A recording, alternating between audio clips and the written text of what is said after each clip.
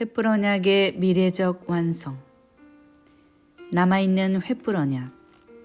우리는 지금까지 횃불 언약이 성취되기까지의 역사를 하나님의 구속사적 경륜 속에서 살펴보았습니다. 횃불 언약은 이스라엘 백성이 가나안 땅에 들어가고 요셉의 뼈가 아브라함부터 4대 만에 가나안의 세겜 땅에 묻힘으로 마침내 성취되었지만 앞으로 여전히 완전 성취되어야 할 긴장 관계에 있는 언약입니다. 그렇다면 횃불 언약은 왜 아직 그 성취가 남아있는 언약입니까?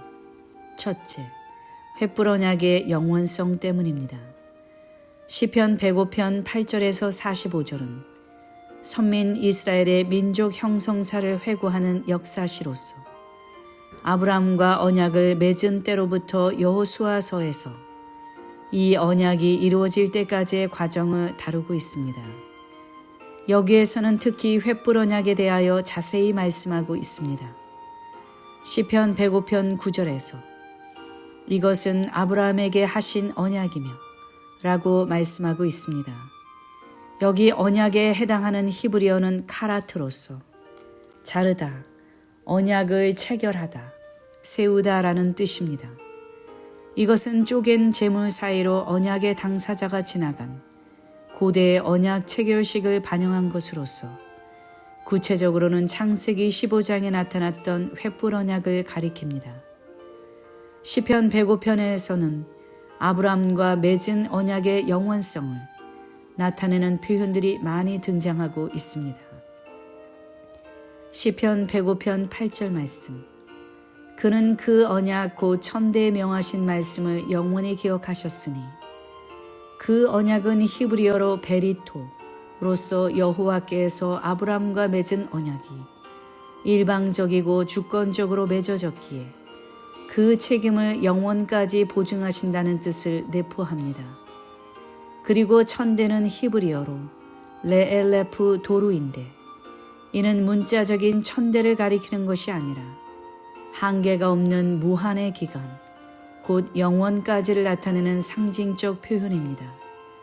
또한 영원이라는 단어 역시 히브리어로 올람으로써 시간적인 무한성을 나타내는 표현입니다. 이처럼 그 언약, 천대, 영원히는 모두 여호와께서 영원까지 그의 언약을 잊지 않는다는 사실을 강조한 것입니다. 그래서 시편 105편 10절에서는 횃불 언약에 대하여 영영한 언약이라고 말씀하고 있습니다. 따라서 횃불 언약은 결코 아브라함과 그의 육신적 자손들만을 위한 과거에 지나가 버린 언약이 아니라 아브라함의 믿음의 자손들인 오늘날의 성도들에게도 유효한 앞으로 성취되어야 할 남아있는 언약입니다. 이 언약은 반드시 이루어질 것입니다. 왜냐하면 한 번 말씀하신 것은 시건치 않으시고 반드시 이루시는 그가 명하신 말씀이며 그가 기억하시는 언약이기 때문입니다. 둘째, 횃불 언약에서 약속한 가나안 땅을 온전히 얻지 못했기 때문입니다. 하나님께서는 아브라함의 후손인 이스라엘 백성에게 가나안을 기업의 지경으로 주셨습니다. 시편 105편 11절에서 이르시기를 내가 가나안 땅을 내게 주어 너희 기업의 지경이 되게 하리라 하셨도다 라고 말씀하고 있습니다.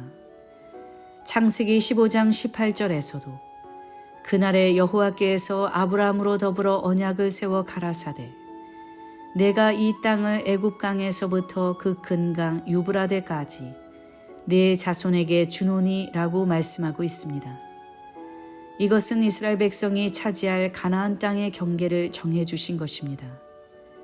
그런데 여호수아를 지도자로 하여 이스라엘 백성이 가나안 땅을 정복할 당시에는 이 모든 지역을 차지하지 못하였습니다. 하나님께서 횃불 언약에서 약속하신 가나안의 경계는 다윗 왕과 솔로몬 왕의 치하에 이르러 비로소 소유하게 됩니다. 그러나 이스라엘 백성은 하나님께 범죄함으로 말미암아 솔로몬 왕 후에는 계속하여 하나님께서 약속하신 가나안 땅 전체를 소유하지 못하였습니다. 하나님께서 가나안을 주시고 요구하시는 것은 하나님의 율례를 지키며 그 법을 온전히 좇아 순종하는 것이었습니다. 그러나 이스라엘 백성은 가나안에 들어간 후에 하나님의 율례와 법을 무시하여서 다시 가나안에서 쫓겨나 바벨론으로 끌려가는 역사의 질곡을 겪게 되는 것입니다. 이 가나안 땅은 장차 예수 그리스도를 믿는 아브라함의 자손들이 소유해야 할 천국의 그림자입니다. 가나안 땅이 하나님께서 아브라함의 후손에게 주신 기업이듯이 천국도 하나님께서 성도들에게 주신 기업입니다. 그 기업은 자기를 사랑하는 자들에게 약속하신 나라, 주의 나라, 하나님의 나라, 썩지 않고 더럽지 않고 쇠하지 아니하는 기업입니다. 그러므로 오늘날 하나님의 백성에게 있어서 횃불 언약은 이 땅에 하나님의 나라가 도래할 때까지 계속적으로 성취되어야 할 남아있는 언약이라 할 수도 있는 것입니다. 횃불 언약의 미래적 완성에 요구되는 신앙. 예수 그리스도를 믿음으로 아브라함의 자손이 된 성도들이 횃불 언약을 최종적으로 완성하는 그날까지 지녀야 할 신앙은 어떤 신앙일까요? 바로 산자의 신앙입니다. 하나님은 죽은 자의 하나님이 아니고 산자의 하나님이시기 때문에 오직 산자를 통하여 일하십니다. 예수님은 지상에서의 생애 마지막 주간인 고난주간 셋째 날 변론의 날에 산자의 실상을 밝혀주셨습니다. 사두개인들은 부활, 내세, 영, 천사 등을 인정하지 않는데 그들이 예수님을 올무에 빠뜨리기 위해 계대 결혼법을 이용하여 억지스러운 가정을 내세워 부활이 없다고 주장했습니다. 그들은 한 사람이 후손을 보지 못하고 죽었는데 계대 결혼법에 의하여 그의 동생들이 차례로 죽으면서 모두 형수를 취하였다면 사후에 그 형수가 누구의 아내가 되겠느냐고 물었던 것입니다. 이에 대하여 예수님께서는 너희가 성경도 하나님의 능력도 알지 못하는 고로 오해하였도다 라고 말씀하시고 이어서 부활 때에는 장가도 아니가고 시집도 아니가고 하늘에 있는 천사들과 같으니라 라고 답변하셨습니다. 그리고 예수님께서는 사두개인들의 잘못된 부활관을 고쳐주시기 위하여 옛날 모세에게 선포하신 아브라함의 하나님, 이삭의 하나님, 야곱의 하나님, 곧 산자의 하나님에 대하여 말씀하셨던 것입니다. 죽은 자에 살아난다는 것을 의논할진대 너희가 모세의 책 중 가시나무 떨기에 관한 글에 하나님께서 모세에게 이르시되 나는 아브라함의 하나님이요 이삭의 하나님이요 야곱의 하나님이로라 하신 말씀을 읽어보지 못하였느냐 라고 말씀하신 것을 볼 때 예수님께서는 분명 출애굽기 3장 6절에 나는 내 조상의 하나님이니 아브라함의 하나님, 이삭의 하나님, 야곱의 하나님입니다 라는 말씀을 인용하신 것입니다. 그런데 병행 구절인 마태복음 22장 32절을 보면 나는 아브라함의 하나님이요 이삭의 하나님이요 야곱의 하나님이로라 하신 것을 읽어보지 못하였느냐.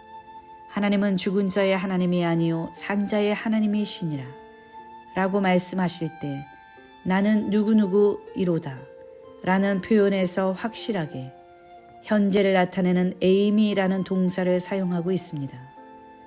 이것은 모세가 당시 이 말씀을 듣고 있을 때 아브라함과 이삭과 야곱은 이미 죽은 상태이지만 하나님께서는 그들이 살아있는 사람인 것처럼 말씀하셨다는 사실입니다. 사람들은 죽었다고 하지만 하나님 안에서는 지금까지도 살아있다는 말씀인 것입니다. 그래서 누가복음 20장 38절에서 하나님에게는 모든 사람이 살았느니라 라고 말씀하고 있는 것입니다.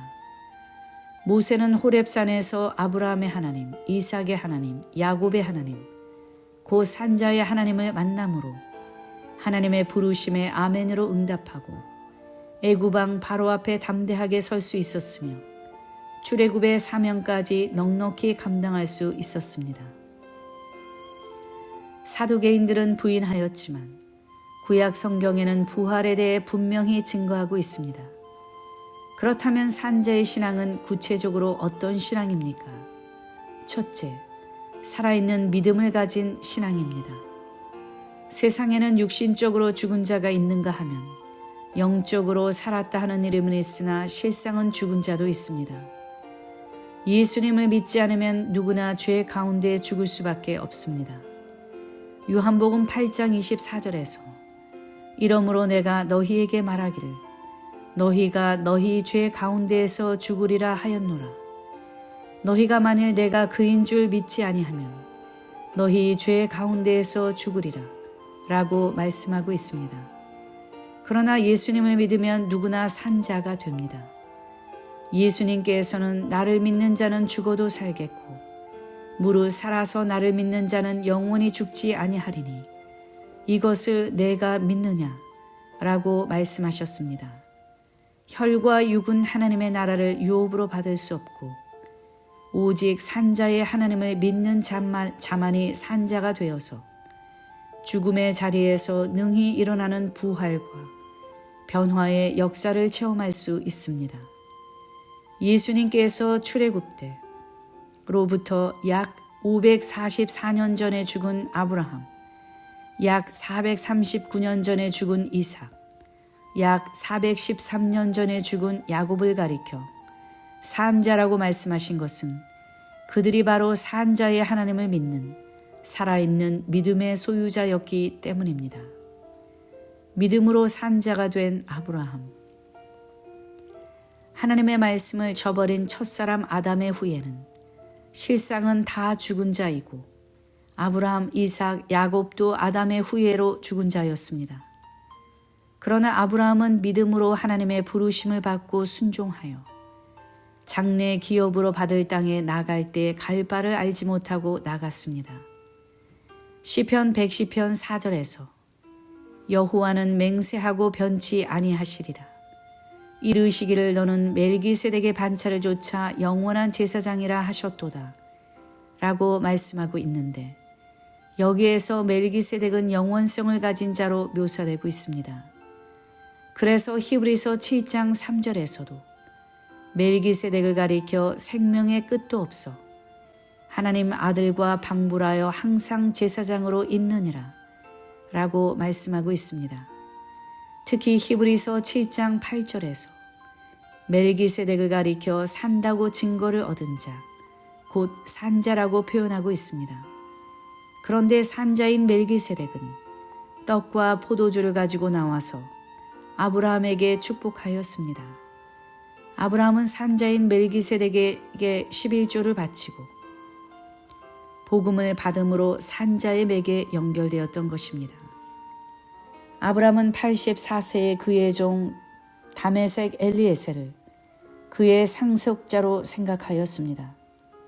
그러나 하나님께서는 그 사람은 너의 후사가 아니라 내 몸에서 날짜가 내 후사가 되리라 라고 말씀하시면서 아브라함을 데리고 밖으로 나가서 하늘을 우러러 무뼈를 셀 수 있나 보라. 또 그에게 이르시되 내 자손이 이와 같으리라 라고 말씀하셨습니다. 아브라함은 도저히 믿을 수 없는 상황에서 이 말씀을 믿었으며 하나님께서는 이것을 아브라함의 의로 여겨주셨습니다. 또한 아브라함 나이 99세가 되었을 때 아내 사라의 경수가 끊어지고 도저히 애를 낳을 수 없는 상황이었습니다. 사라가 속으로 웃고 내가 노쇠하였고 내 주인도 늙었으니 내게 어찌 낙이 있으리요? 라고 말할 수밖에 없는 상황이었습니다. 그러나 아브라함이 하나님의 말씀을 믿음으로 산 자가 된 것입니다. 로마서 4장 17절에서 기록된 바 내가 너를 많은 민족의 조상으로 세웠다 하심과 같으니 그의 믿은 바 하나님은 죽은 자를 살리시며 없는 것을 있는 것 같이 부르시는 이시니라 라고 말씀하고 있습니다. 로마서 4장 19절에서 21절에 그가 백세나 되어 자기 몸에 죽은 것 같음과 사라의 태에 죽은 것 같음을 알고도 믿음이 약하여지지 아니하고 믿음이 없어 하나님의 약속을 의심치 않고 믿음에 견고하여져서 하나님께 영광을 돌리며 약속하신 그것을 또한 능히 이루실 줄을 확신하였으니 라고 말씀하고 있습니다. 이처럼 아브라함은 마치 죽음에 이른 것과 같은 상황에서도 하나님의 약속을 믿음으로 산 자의 자리로 올라갔습니다.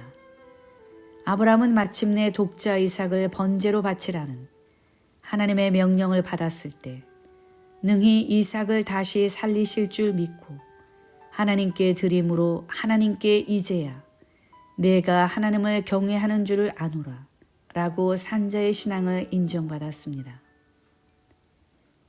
믿음으로 산 자가 된 이삭. 이삭은 40세가 되어 리브가를 취하여 아내를 삼았으나 20년 동안 아이가 생기지 않았습니다. 그러나 이삭은 살아있는 믿음으로 리브가를 위하여 기도하였으니 하나님께서 그 기도를 들으시고 에서와 야곱이라는 쌍둥이를 주신 것입니다. 창세기 25장 21절에서 이삭이 그 아내가 잉태하지 못하므로 그를 위하여 여호와께 간구하매 여호와께서 그 간구를 들으셨으므로 그 아내 리브가가 잉태하였더니 라고 말씀하고 있습니다. 또한 흉년이 들어서 애굽으로 내려가야만 하는 상황에서 하나님은 이삭에게 애굽으로 내려가지 말고 내가 네게 지시하는 땅에 거하라. 이 땅에 유하면 내가 너와 함께 있어 네게 복을 주고 내가 이 모든 땅을 너와 네 자손에게 주리라. 내가 네 아비 아브라함에게 맹세한 것을 이루어 네 자손을 하늘의 별과 같이 번성케 하며 이 모든 땅을 네 자손에게 주리니 네 자손을 인하여 천하 만민이 복을 받으리라 라고 약속하셨습니다. 이삭은 살아있는 믿음으로 이 약속을 믿고 그 아래 거하였으며 마침내 그 땅에서 농사하여 100배나 얻는 복을 받고 거부가 되었습니다. 이삭은 두 아들 에서와 야곱 중에 에서를 더 사랑했지만 차자인 야곱이 장자의 축복을 받게 되었을 때 하나님의 말씀대로 이루어진 주권 섭리임을 깨닫고 온전히 하나님의 뜻에 따랐는데 이에 대해 히브리서 11장 20절에서는 믿음으로 이삭은 장차 오는 일에 대하여 야곱과 에서에게 축복하였으며 라고 그 믿음을 증거하고 있습니다. 하나님은 이삭 또한 산자로 인정하셨습니다. 믿음으로 산자가 된 야곱. 야곱은 20년 동안 외삼촌 라반의 집에서 낮에는 더위를 무릅쓰고 밤에는 추위를 당하며 눈 붙일 겨를도 없이 지내었습니다.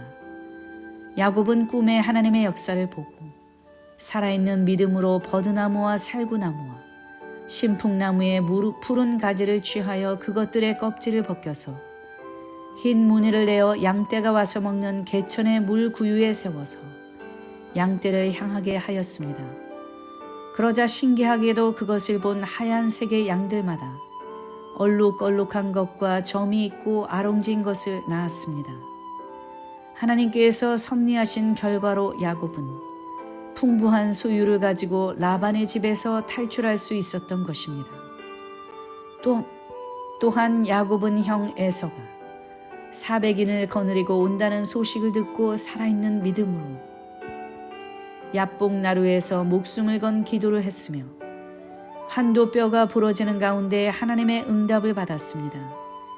하나님께서는 진심으로 회개한 야곱에게 이스라엘이라는 새 이름을 주시고 분이엘의 아침을 맞게 하시면서 에서와도 눈물로 화해하게 만들어 주셨습니다. 요셉을 따라 애굽에 내려가 노년을 보낸 야곱은 죽기 직전에 하나님의 언약을 굳게 믿고 그 후손들에게 자신을 가나안 땅에 묻어줄 것을 맹세케 하였으며 그 마지막 순간까지 하나님의 언약을 전수했던 신앙의 사람이었습니다. 특별히 히브리서 11장 21절에는 믿음으로 야곱은 죽을 때에 요셉의 각 아들에게 축복하고 그 지팡이 머리에 의지하여 경배하였으며 라고 야곱의 믿음을 총정리하고 있는데 이는 야곱의 삶이 끝까지 언약 성취를 위한 하나님의 섭리에 집중되어 있었음을 보여줍니다. 야곱은 행함이 있는 산 믿음으로 하나님을 경외하여 하나님께 산 자로 인정받았습니다. 믿음으로 산 자가 된 요셉. 요셉은 아브라함과 이삭과 야곱의 살아있는 신앙을 그대로 이어받았습니다. 요셉은 아버지 야곱의 특별한 사랑과 하나님의 주신 꿈 때문에 형들의 미움을 받아 애굽으로 팔려가서 갖은 고생을 다 했어도 그것이 모두 하나님의 구속사적 경륜을 이루시는 과정임을 깨닫고 큰 믿음으로 형들을 용서하고 품은 살아있는 믿음의 사람이었습니다. 요셉은 죽는 순간에도 하나님께서 아브라함에게 약속하신 횃불 언약이 반드시 성취될 것을 굳게 믿었습니다. 먼 훗날 이루어질 언약의 성취를 바로 눈앞에서 이루어지는 것처럼 확실하게 믿은 것입니다. 그래서 그는 임종시에 이스라엘 백성이 반드시 애굽에서 떠나 가나안 땅에 들어갈 것을 말하였고 그때에 자기의 해골을 메고 가라고 부탁한 것입니다. 요셉의 유언은 하나님의 말씀에 대한 절대적인 믿음의 행동이요 자신의 유한한 생명을 넘어서 말씀의 성취를 확신하고 소망하는 살아있는 믿음 그 자체였습니다.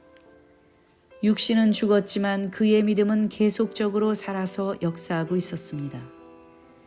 해골이 되어서도 기필코 가나안에 들어가고자 했던 요셉의 신앙은 죽지 않고 살아서 마침내 그의 해골이 약속의 땅 세겜에 묻혀 안식함으로 믿음의 4대의 마침표를 찍으며 횃불 언약을 성취시켰던 것입니다. 아브라함과 이삭과 야곱, 곧 산자의 신앙은 요셉에게로 이어져 요셉 또한 산자가 되었고 그로부터 이스라엘의 반석인 목자가 나도다라는 메시아의 복을 받았습니다. 요셉은 그 형제 중 뛰어난 자의 정수리, 그 형제 중 구별한 자의 정수리라는 특별히 구별된 장자의 축복을 받았는데 이 복을 가리켜 모세는 가시떨기나무 가운데 거하시던 자의 은혜라고 하였습니다. 모세는 가시떨기나무 가운데에서 부름을 받을 때 산자의 하나님에 관한 특별한 은혜를 경험한 자였습니다. 모세는 그 하나님께서 요셉에게도 특별한 은혜 주시기를 섭리 가운데 예언한 것입니다. 산자의 신앙을 이어받은 후손들의 헌신. 이스라엘 백성은 광야 40년의 노정과 가나안 정복 기간 약 16년을 포함한 약 56년 동안 요셉의 해골을 메고 다녔습니다. 그들은 무거운 요셉의 관을 메고 온통 사막과 바위 덩어리로 가득 찬 크고 무서운 광야를 걸으면서도 요셉의 관을 신중하게 관리하고 보호하면서 무거운 관을 직접 메고 가는 수고를 끝까지 감당하였습니다. 요셉의 해골은 방부 처리를 한 후 나무관에 입관하였을 뿐 아니라 또다시 그것의 바깥쪽에 무거운 석관을 입혔습니다. 석관을 제외하더라도 그 무게가 상당했으므로 여기저기 진을 이동할 때마다 그것을 관리하는 것은 결코 쉽지 않았을 것입니다. 게다가 가나안 땅에 들어가서 매일 지속되는 험한 정복 전쟁 속에서 요셉의 관을 메고 관리하는 것 또한 목숨을 건 사투였을 것입니다. 그러나 요셉의 관을 메는 사람들은 그 일을 귀찮게 생각하지 않았고 도중에 그 해골을 매장하거나 화장하지도 않고 언약의 백성답게 오직 산자의 신앙으로 헌신하였습니다. 왜냐하면 이스라엘 백성에게는 요셉의 해골을 메고 간다는 그 자체가 바로 요셉에게 함께 하셨던 하나님이 지금도 우리와 함께 하신다라는 임마누엘의 큰 표징이었기 때문입니다. 그들은 요셉의 해골을 통하여 이스라엘을 위기에서 구원한 요셉의 최치를 느꼈을 것입니다. 그들은 360년이나 지나버린 오랜 조상의 예언을 그때까지도 생생하게 기억하고 요셉의 해골을 메고 가는 헌신의 수고를 하였던 것입니다. 그것은 미쁘신 하나님의 말씀을 따라 순종하는 산자들의 행진이었습니다. 오늘날 천국을 향해 날마다 전진하는 우리들도 하나님의 언약을 성취시키기 위하여 신령한 해골을 메고 산자들의 행진을 해야 할 것입니다. 마치 아벨이 죽었으나 그 믿음으로 말하듯이 아브람과 이삭과 야곱과 요셉, 사대에 살아있는 믿음이 지금도 믿음 없는 이 패역한 세대를 향해 외치고 있습니다. 산자의 신앙은 먼 옛날 이스라엘 백성만의 전유물이 아니고 오늘날 성도들에게도 필수적입니다. 하나님께서는 사대의 믿음, 곧 아브라함의 믿음, 이삭의 믿음, 야곱의 믿음, 요셉의 믿음을 가지고 헌신하는 산자들을 찾고 계십니다. 하나님께서는 그분의 말씀이 1.1획도 땅에 떨어지는 법이 없이 모두 성취된다는 이 금언을 의심 없이 믿고 순종하는 산자들을 찾고 계십니다. 이러한 살아있는 믿음의 소유자를 통하여 하나님의 영원 불멸하신 뜻과 언약을 반드시 이루실 것입니다. 둘째, 죽음을 초월하여 영원히 살아계신 하나님을 믿는 신앙입니다. 하나님께서는 영원토록 살아계시는 영존하는 분이십니다. 특히 오늘 우리 삶의 현장 한가운데 살아서 역사하는 분이십니다. 그러므로 그분 안에 있는 자는 결코 죽은 자가 아니라 산 자입니다. 누가복음 20장 38절에서 하나님은 죽은 자의 하나님이 아니요 산 자의 하나님이시라. 하나님에게는 모든 사람이 살았느니라 라고 말씀하고 있습니다. 성경에서는 하나님에 대해 일관되게 살아있는 이라는 뜻의 히브리어 하이와 헬라어 자오를 사용하여 살아계시는 하나님이라고 증거하고 있습니다. 하나님은 사시는 하나님, 생존하시는 하나님, 사신 하나님, 살아계신 하나님이십니다. 그러므로 결코 하나님께는 죽음이 아무런 장애물이 되지 않습니다. 성자 하나님이신 예수님은 말씀이 육신이 되어 이 땅에 오셨고 십자가에서 죽으셨습니다. 그러나 그 죽음이 예수님의 사역을 막을 수 없었습니다. 육신은 분명히 아리마대 요셉의 새 무덤 속에 계셨지만 예수님은 육체적으로는 죽임을 당하시고 영으로는 살리심을 받으셨습니다. 베드로전서 3장 19절과 20절에서는 저가 또한 영으로 옥에 있는 영들에게 전파하시니라. 그들은 전에 노아의 날 방주 예비할 동안 하나님이 오래 참고 기다리실 때에 순종치 아니하던 자들이라 라고 말씀하고 있습니다. 예수님은 결코 사망에 매여 있을 수 없는 분이십니다. 그래서 사망 권세를 깨뜨리시고 3일 만에 부활하셨습니다. 사도행전 2장 31절과 32절에서 미리 보는 고로 그리스도의 부활하심을 말하되 저가 음부에 버림이 되지 않고 육신이 썩음을 당하지 아니하시리라 하더니 이 예수를 하나님이 살리신지라 우리가 다 이 일의 증인으로다 라고 말씀하고 있습니다.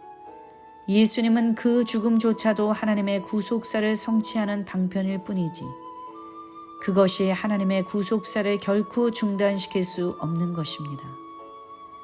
타락하고 유한한 인간들은 살았다 죽었다 영원하다 임시적이다 내세다 금세다 라고 구별하면서 시간과 공간의 제한 그리고 인간이 만든 사고체계에 갇혀 살고 있습니다. 그러나 하나님에게는 그러한 구별이 아무런 의미가 없습니다.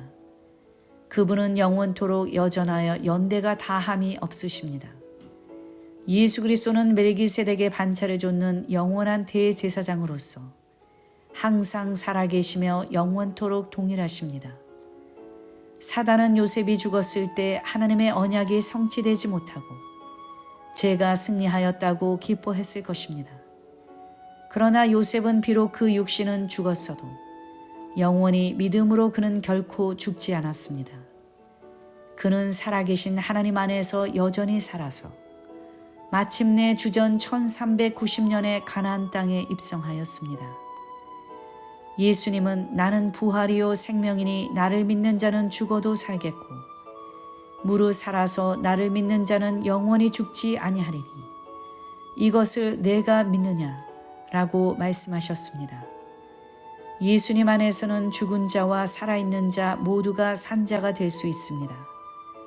육신적으로 죽은 자도 부활 자체이신 예수님 안에서 산자가 되고, 육신적으로 예수님 안에서 살아있는 자는 재림 때에 변화받아 영원히 산 자가 됩니다. 고린도전서 15장 52절에서 나팔 소리가 나매 죽은 자들이 썩지 아니할 것으로 다시 살고 우리도 변화하리라 라고 말씀하고 있으며, 데살로니가전서 4장 16절과 17절에서 주께서 호령과 천사장의 소리와 하나님의 나팔로 친히 하늘로 쫓아 강림하시리니 그리스도 안에서 죽은 자들이 먼저 일어나고 그 후에 우리나 살아남은 자도 저희와 함께 구름 속으로 끌어올려 공중에서 주를 영접하게 하시리니 그리하여 우리가 항상 주와 함께 있으리라 라고 말씀하고 있습니다. 성도가 영원토록 살아계시는 하나님을 믿으면 믿는 그에게도 죽음은 아무런 장애물이 되지 않습니다. 인간의 죽음이 사람의 눈에는 종말인 것처럼 보이지만 예수님 안에서는 그 죽음이 결코 하나님과 인간 사이를 영원히 끊지 못합니다. 사망이나 그 어떤 것도 우리를 하나님의 사랑에서 끊을 수는 없습니다. 로마서 8장 38절과 39절 말씀. 내가 확신하노니 사망이나 생명이나 천사들이나 권세자들이나 현재일이나 장래일이나 능력이나 높음이나 깊음이나 다른 아무 피조물이라도 우리를 우리 주 그리스도 예수 안에 있는 하나님의 사랑에서 끊을 수 없으리라. 지금까지 우리가 알게 모르게 하나님을 죽은 자의 하나님으로 믿은 결과 죽은 자처럼 살아왔다면 이후로는 산 자의 하나님을 바르게 신앙하고 오직 산 자로 살아야 합니다. 사도 바울은 이것을 깨달았기에 우리가 살아도 주를 위하여 살고 죽어도 주를 위하여 죽나니 그러므로 사나 죽으나 우리가 주의 것이로다. 이를 위하여 그리스도께서 죽었다가 다시 살으셨으니 곧 죽은 자와 산 자의 주가 되려 하심이라 라고 고백하였습니다. 살아있는 믿음을 가지고 영존하시는 하나님을 믿는 성도는 그 육신이 죽어도 살아도 예수 그리스도 안에서 다 산 자인 것입니다. 그러므로 그런 성도는 결코 죽음을 두려워하지 않으며 자신의 생명을 조금도 귀한 것으로 여기지 않고 예수 그리스도의 복음을 증거하는 일에 일사가고 순교 정신으로 전심전력합니다. 오직 예수 그리스도 한 분을 마음 중심에 모시고 예수 그리스도의 십자가 복음을 의심 없이 믿는 살아있는 믿음을 가진 자, 죽음을 초월하시고 영원히 살아계신 하나님을 믿는 자, 그가 아브라함의 자손이고 하나님께서 약속하신 유업을 이을 경건한 자손입니다. 그가 바로 산자입니다. 전도서 9장 4절에서는 모든 산자 중에 참례한 자가 소망이 있음은 산개가 죽은 사자보다 나음이니라 라고 말씀하고 있습니다. 아무리 사자와 같은 위대한 영웅, 호골, 열사라도 죽은 신앙을 가지고 하나님을 오해하여 죽은 자의 하나님으로 믿는다면 그는 가장 비천한 자요 죽은 자에 불과합니다. 아무리 연약하고 부족하여도 오직 산자의 신앙을 가진 성도에게는 소망이 넘치고 내가 산자의 땅에 있으며 여호와의 은혜 볼 것을 믿었도다 라고 고백할 수 있습니다. 이제 우리는 산자의 신앙으로 세상과 죄에 대하여는 죽은 자요 오직 그리스도 예수 안에서 하나님을 대하여는 산 자입니다.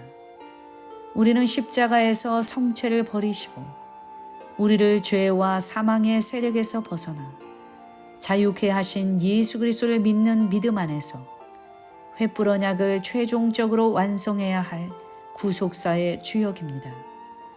하나님의 구속사적 경륜이 성취되기까지 오직 믿음으로 말하고 믿음으로 생각하며 믿음으로 선한 일에 열심해야 합니다. 천지는 없어지겠으나 내 말은 없어지지 아니하리라 하신 말씀대로 하나님의 말씀은 어김없이 이루어집니다. 그날 신구약 성경에 약속된 마지막 은혜가 천국을 소망하면서 길이 참고 기다린 자들에게 반드시 임할 줄로 확신합니다. 오늘도 살아있는 믿음을 가지고 영원히 살아계시는 하나님을 믿는 산자의 신앙으로 괴롭고 답답하고 눈물겨운 생활, 죽음보다 힘겨운 고난과 핍박 속에서도 믿음을 배반하지 말고 끝까지 구속사의 말씀을 붙드시기 바랍니다.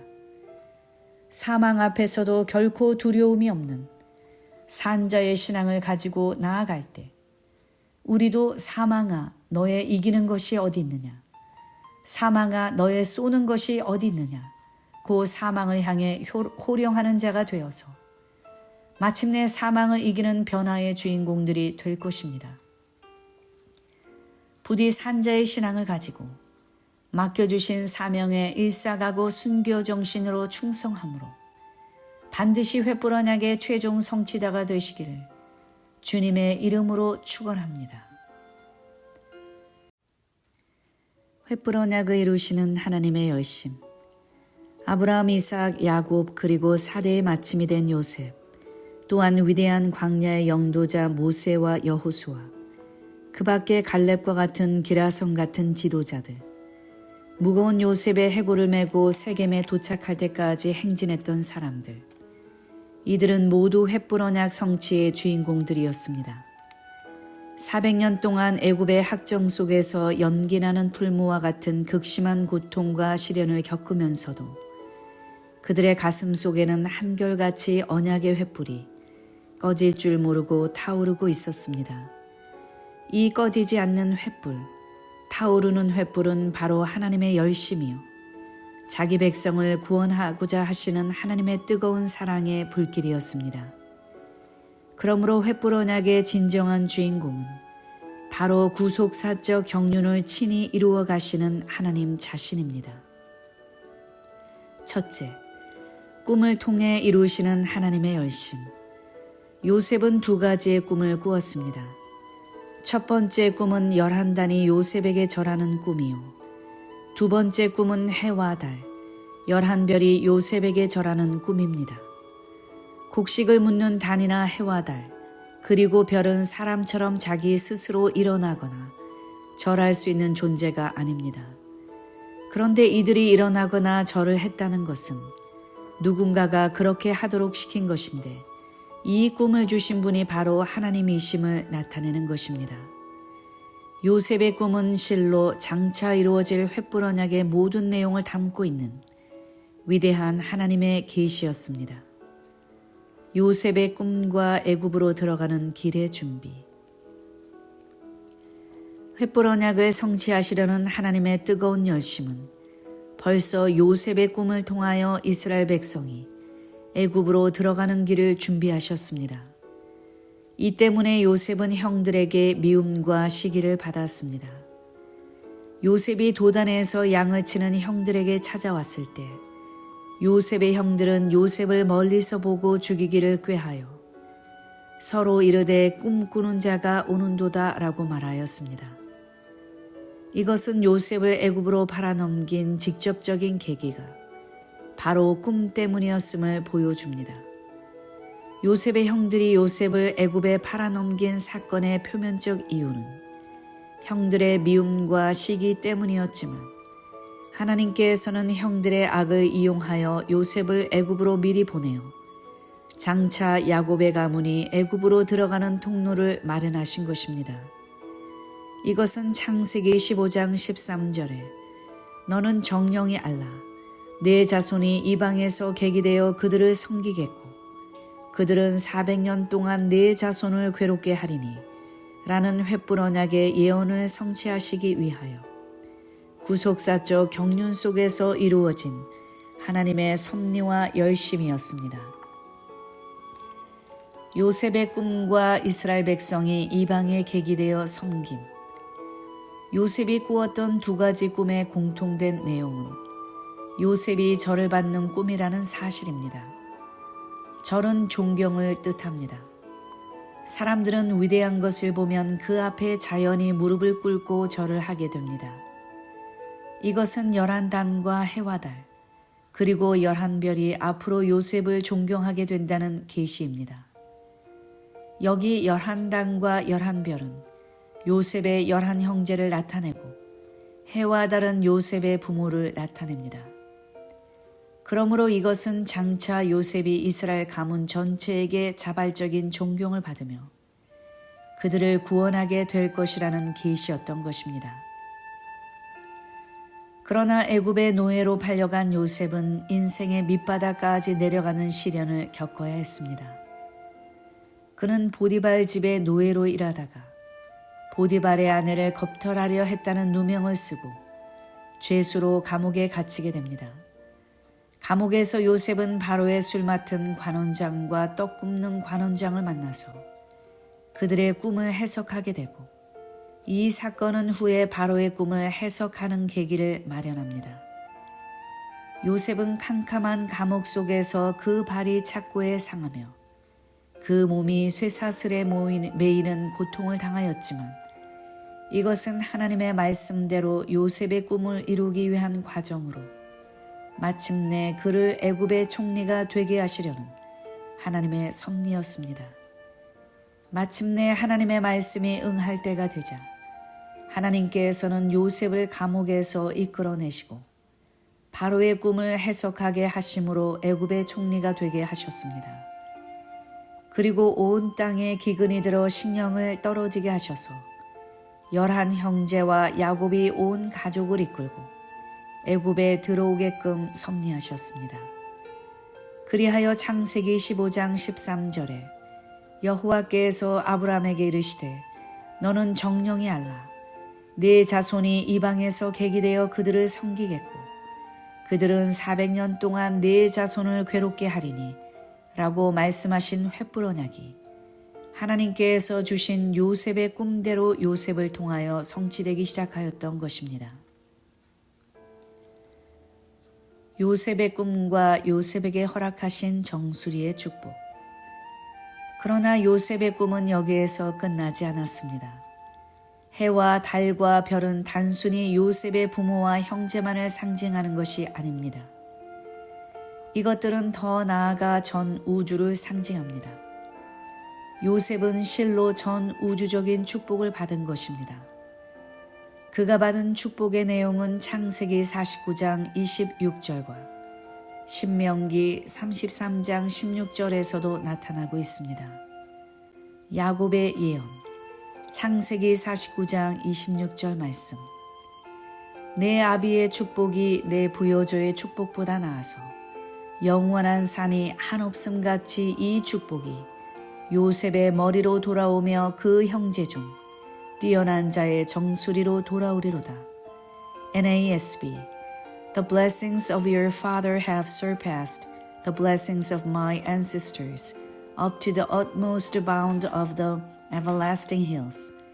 May they be on the head of Joseph and on the crown of the head of the one distinguished among his brothers.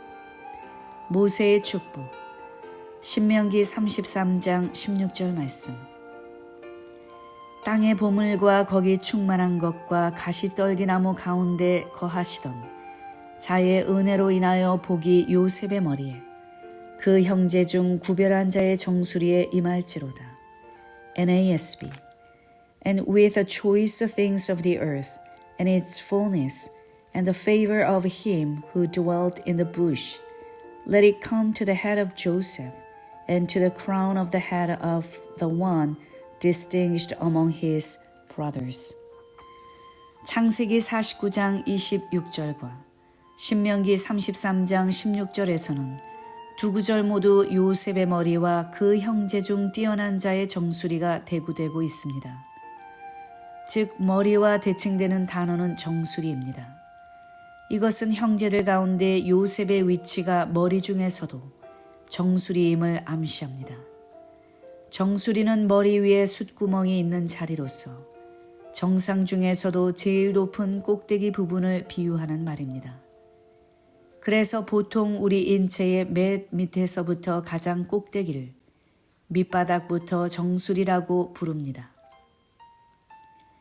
요셉이 받은 전 우주적인 축복은 바로 정수리의 축복으로서 가장 최고의 복을 의미합니다. 창세기 49장 25절에서는 그 복을 위로 하늘의 복, 아래로 땅의 원천의 복이라고 설명하고 있습니다. 또 창세기 49장 26절에서는 요셉이 받은 정수리의 축복을 부여조의 축복보다 더 나은 축복이라고 말씀하고 있습니다. 여기 부여조는 히브리어로 하라인데 이는 조상을 뜻하며 이것은 요셉이 아비 야곱으로부터 받고 있는 축복이 조상들의 축복보다 더 나은 축복이라는 의미입니다.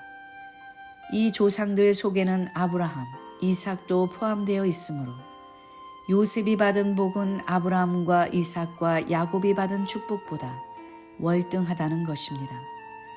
실로 요셉이 받은 축복은 평지에 우뚝 솟은 산 가운데 가장 높은 산과 같은 것입니다. 요셉이 받은 축복이 부요조의 축복보다 더 나은 이유는 무엇입니까? 그것은 아브라함으로부터 시작된 하나님의 횃불 언약이 마침내 요셉을 통하여 성취가 될 것이기 때문입니다. 횃불 언약은 아브라함 때에 뿌리를 내리고 이삭 때에 줄기가 나서 야곱 때에 잎이 생기고 마침내 요셉 때에 아름다운 꽃을 피우고 가장 풍성한 열매를 맺어 성취가 된 것입니다. 실로 요셉은 아브라함과 이삭과 야곱의 축복을 집대성한 사람이었습니다. 이러한 놀라운 말씀은 시편 105편에서도 명확하게 드러납니다. 시편 105편은 아브라함과 그의 후손들에게 가나안 땅을 유업으로 주리라는 위대한 약속을 재확인시켜주고 있습니다. 이것은 장차 예수 그리스도를 믿는 아브라함의 영적 후손들이 하나님 나라 천국을 소유할 것에 대한 예표적 역할을 하기도 합니다. 여기에서 하나님께서는 아브라함과 맺으신 언약이 이삭과 야곱을 통하여 더욱 견고하게 확정되었음을 밝히고 있습니다. 시편 105편 8절에서 10절 말씀. 그는 그 언약 곧 천대에 명하신 말씀을 영원히 기억하셨으니 이것은 아브라함에게 하신 언약이며 이삭에게 하신 맹세며 야곱에게 세우신 율례 곧 이스라엘에게 하신 영영한 언약이라. 여기에서 하나님께서 아브라함과 맺으신 언약은 이삭에게는 확실성을 완전하게 보증하는 맹세로 야곱에게는 변치 않는 객관적인 법규의 효력을 가진 율례로 표현됨으로써 점점 강하고 확실하게 선포되었습니다.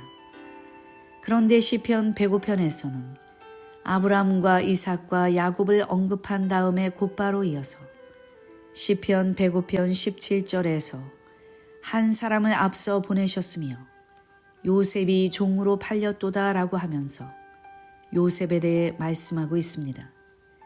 이것은 아브라함과 이삭과 야곱을 잇는 믿음의 제4대가 바로 요셉이며 횃불 언약이 요셉에 의해 성취되었음을 확실하게 만천하에 선포하고 있는 것입니다.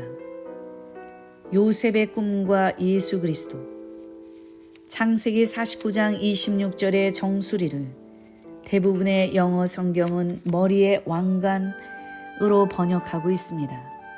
여기 크라운은 왕관에서부터 꼭대기, 정상, 최고부, 곧 머리의 정상부인 정수리를 표현하는 단어입니다. 왕관은 왕의 머리에 쓰는 관으로서 요셉이 받은 정수리의 축복은 왕의 축복을 의미합니다. 예수님은 우리의 만왕이 된 왕이 되시는 분이십니다. 그러므로 요셉은 우리 주 예수 그리스도의 예표입니다. 우리는 예수 그리스도 안에 들어갈 때 정수리의 축복을 받을 수 있습니다. 해와 달과 별이 전 우주를 상징한다면 실제로 전 우주가 고개를 숙일 분은 단 한 분뿐입니다. 바로 예수 그리스도이십니다. 여기에 놀라운 구속사적 섭리가 있습니다. 요셉은 바로 예수 그리스도의 예표입니다. 많은 사람들에게 저를 받을 수밖에 없는 요셉의 삶과 인격을 보면서 우리는 예수 그리스도의 모습을 발견하게 됩니다. 요셉의 고난과 인내, 지혜와 사랑, 죄와 허물이 없는 완전한 풍성한 생명의 역사, 그리고 마침내 모든 사람들이 그 앞에 무릎을 꿇는 모습은 바로 예수님의 모습을 보는 듯합니다. 아브라함에게 주신 횃불 언약을 성취한 마지막 인물이 바로 요셉이었다면, 천국을 우리에게 주시는 영원한 횃불 언약을 성취해 주실 마지막 인물은 바로 주 예수 그리스도이십니다. 주님께서는 재림하심으로 모든 어둠의 권세를 물리치시고 아브라함의 믿음의 후손들인 그의 성도들에게 새 하늘과 새 땅을 주심으로써 횃불 언약을 완전히 그리고 영원히 성취하실 것입니다. 둘째, 구속사적 경륜을 이루어 가시는 하나님의 열심. 지금까지 우리는 하나님의 구속사적 경륜 속에서 횃불 언약이 어떻게 성취되어 왔는지를 구체적으로 살펴보았습니다. 그 모든 역사적 성취의 배후에는 택한 백성을 끝까지 구원코자 하시는 하나님의 사랑과 자비로 말미암은 열심의 불이 타오르고 있었습니다. 그 어떤 어둠의 세력과 장애물도 하나님의 열심의 불을 끌 수는 없었습니다. 애굽 땅에서 종살이하는 자기 백성을 구원하여 가나안 땅으로 인도하시고자 하는 하나님의 뜨거운 열심의 불을 끌 수 있는 것은 이 세상에 아무것도 없었습니다. 애굽의 막강한 군사력과 바로의 강력한 마음도 자기 백성을 구원하시려는 하나님의 열심을 꺾지 못했습니다. 거센 파도를 몰아치며 하나님의 백성을 삼키려고 달려드는 무서운 홍해의 물결도 하나님의 열심 앞에는 갈라지고 말았습니다. 매서운 사막의 바람과 광야의 먼지, 장렬하는 태양과 살을 애는 듯한 한밤의 추위, 오직 걸어서 가야 하는 거친 광야와 험난한 바위뿐인 산도 하나님의 열심을 가로막지 못했습니다. 계속되는 원망과 배신으로 하나님의 가슴에 대목을 박았던 이스라엘 백성의 반복되는 의심도 자기 백성을 향한 하나님의 열심의 불을 끌 수는 없었습니다.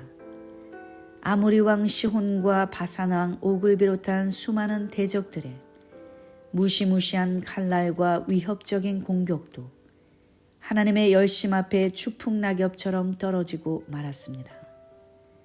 횃불 언약을 체결하신 분도 하나님이시요 그것을 마침내 이루신 분도 살아계신 하나님이신 것입니다.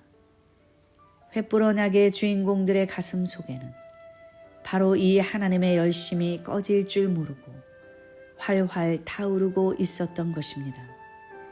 이에 횃불 언약의 최종적인 완성은 바로 예수 그리스도를 믿고 따르는 성도들에게 사명으로 남아 있습니다.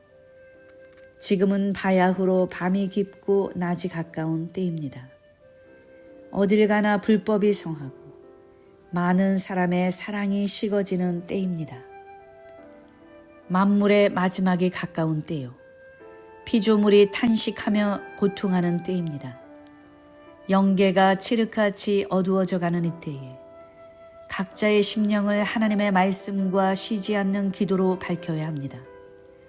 하나님의 열심이 우리 각자의 마음 속에 활활 타올라 주의 선한 일에 열심하는 하나님의 일꾼들이 되어야 하겠습니다. 하나님께서 우리를 교회의 일꾼으로 세우신 이유는 무엇입니까? 그것은 바로 구속사적 경륜에 따라 하나님의 열심을 품고 하나님의 말씀을 이루는 자가 되게 하기 위함입니다. 골로새서 1장 25절에서 27절 말씀. 내가 교회의 일꾼 된 것은 하나님이 너희를 위하여 내게 주신 경륜을 따라 하나님의 말씀을 이루려 함이니라. 이 비밀은 만세와 만대로부터 오므로 감추었던 것인데 이제는 그의 성도들에게 나타났고 하나님이 그들로 하여금 이 비밀의 영광이 이방인 가운데 어떻게 풍성한 것을 알게 하려 하심이라. 이 비밀은 너희 안에 계신 그리스도시니 곧 영광의 소망이니라.